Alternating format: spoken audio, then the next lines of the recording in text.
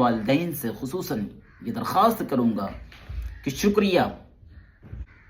शुक्रन लगा, thank you so much कहने के बजाय जज़ाकल्लाहु खैरा का आदी हूँ।